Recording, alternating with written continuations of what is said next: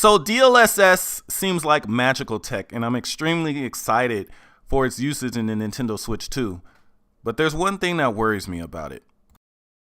What it do, bruh?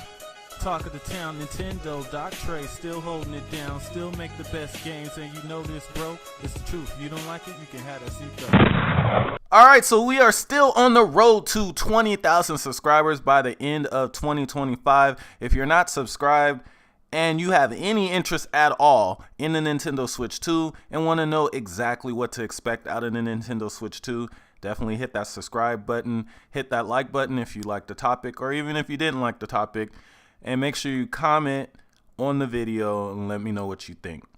So, DLSS is very exciting, and it seems like it's a match made in heaven, really, for Nintendo.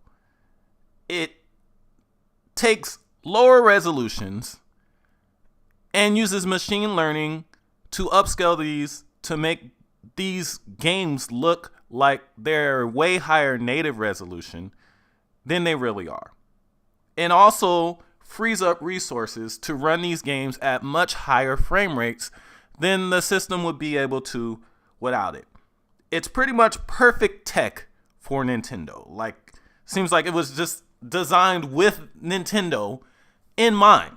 And I'm extremely excited for it and extremely excited for its use in the Nintendo Switch 2.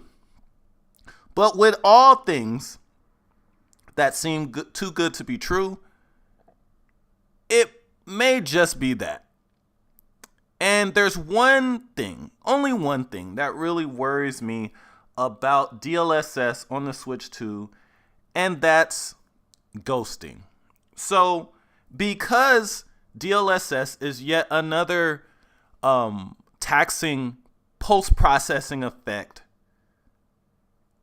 it comes with the good and also with a little bit of bad. Now, we've even seen, even with PlayStation 5 Pro's usage of PSSR, that sometimes there are some visual bugs when using this machine learning upscaling. And the same can be said for DLSS. So DLSS usage has caused a lot of games to have visual anomalies known as ghosting. And it isn't as big as an issue with the newer versions of DLSS, but it still seems like those versions still have it. Now, the question is,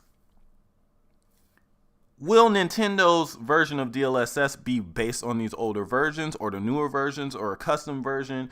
And did Nintendo and Nvidia address these kind of issues with ghosting? Because if they didn't, I have a feeling that there are going to be some games that actually may even choose either not to use DLSS at all or have the option to turn it off, because the ghosting seems to affect fast motion games and fast movement.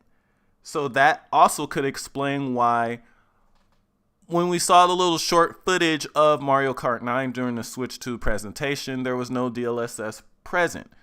And that could potentially be because maybe they didn't enable it on there because it caused ghosting. So hopefully that is not the case. That's actually my only real worry about DLSS on Switch 2 games, especially if it's on all Switch 2 games. Now, if these games, especially these third-party ports, if they're only possible with DLSS, then, I mean, we have no choice. But yeah, hopefully that part has been ironed out, because I can see that little nitpick turning people off a little bit. But maybe that's just what we would have to deal with just to get these games up and running all on this system at a decent frame rate and also decent visual quality. Some people may not even notice the ghosting, And I don't know, maybe I may have even screwed you over just making this video, because now you're going to be looking for it. But anyway, let me know what you guys think in the comments section.